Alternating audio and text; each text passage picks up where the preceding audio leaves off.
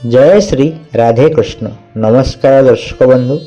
प्रति घरे तुलसी चौरा स्थापन होता है।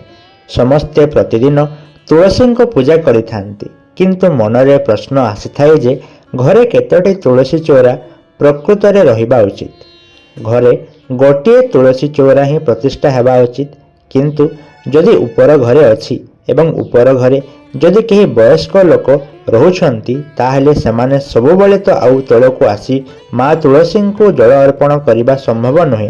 ताहले सेमाने उपर घर बालकनी रे आउ एक तुलसी चौरा स्थापन करी पूजा करि पारिबे। एथिरे किछि असुविधा नाही। चौरा घर अगणारे एवं बालकनी रे मध्य स्थापन होई पारिबो। घरे क्यों तुलसी को पूजा करबा उचित? घर अगणारे उभय धड़ा तुलसी एवं कृष्ण तुलसी पूजा होई पारिबो, अर्थात राम तुलसी एवं श्याम तुलसी उभय पूजा होई पारिबे। विभिन्न प्रकार तुलसी थांती, किंतु शास्त्रीय वर्णना अनुसार एही दुई प्रकार तुलसी घरे पूजा होई पारिबे। केउं दिगरे तुलसी को स्थापन करबा उचित? पूर्व दिगरे माँ वृंदावती को स्थापन करी पूजा कले बहुत शुभ होइथाय, किंतु पूर्व दिगरे किछि असुविधा थिले उत्तर दिगरे मध्य माँ वृंदावती को स्थापन करी पूजा करा जाए। एही दुईटी दिग माँ वृंदावती को पूजा करिबा घर पाई सबुठारु शुभ होइथाय। पश्चिम कि दक्षिण दिगरे तुलसी स्थापना कले यह घर पाई अशुभ, ता सहित यह अलटा फल प्रदान करिथाय, जाहाकि भल नुहे। पूजा करुथबा तुलसी गछरु पत्र तोड़िबा ठीक ना भूल? पूजा करुथबा तुलसी गछरु पत्र तोड़ी पूजा करबा उचित नुहे। जदि तले आपे आपे पूजा गछरु तुलसी पत्र पड़िथिबो ताहेले सही पत्र को आमे पूजा करी व्यवहार करि पारिबा, किंतु पूजा करू नथिबा अन्य तुलसी गछरु आमे पत्र तोड़ी नारायण कृष्ण एवं जगन्नाथन को भोग लगाई पारिबा। ता सहित पूजा हेउ नथिबा तुलसी गछरु मध्य पत्र तोड़ी प्रभु को सजाई पारिबा। जल पकई ठाकुर को मध्य अर्पण करि पारिबा। सुखी जाइथिबा तुलसी गछ को कौन करबा उचित? नारायण पाई जाइथिबा तुलसी गछ को आमे विसर्जन करिदेबा उचित। कौनसी अलिया कि आवर्जना स्थान रे पकईबे नाही। कहार पाद तले जेमिति गछ न आसे समस्तन को ध्यान रखिबा उचित। किंबा सुखिला तुलसी गछरे मध्य तुलसी काठी बनै सेथिरे तुलसी माला प्रस्तुत करी पिंधि पारिबा। ता सहित विवाहित नारी माने तुलसी काठी सिंदूर पिंधिबा उचित। तुलसी काठी बहुत पवित्र होइथाय। एही काठी सिंदूर पिंधिले बहुत भल होइथाय। प्रथमे सूर्य पूजा करा जाए कि प्रथमे तुलसी पूजा करा जाए? सकाळु उठिबा मात्रे प्रथमे गाधई की सूर्य को अर्घ्य दिया जाए, पूजा करा जाए। तापरे मांकर पूजा करा जाए। शेषरे घर ठाकुरंक पूजा करा जाए। सूर्य पूजा एवं माँ तुलसी पूजा रे ओदा लुगारे पूजा कले किछि असुविधा नाही, किंतु घर ठाकुरंक पूजा रे ओदा लुगा पिंधिबा केबे पूजा करबा उचित नुहे। काहेकि ना एमिति कले पाप लागि थाए।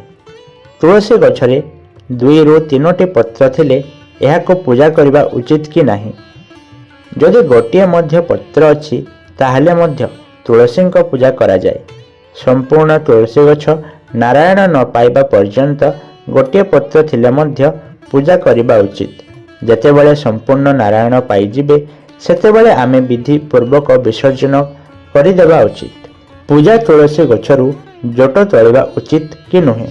मांकर जोट हेउछि नख सदृश। आमर नख बढ़ीगले आमे जेमिति नख काटी देउछि, ठीक सेमिति जोटा बढ़ीगले आमे सही जोटा को तोड़ी देबा उचित। नख न लगई जोटा को तोड़ी देबा उचित। तुलसी चौरा धूपकाठी पोतिले कौन हेबो?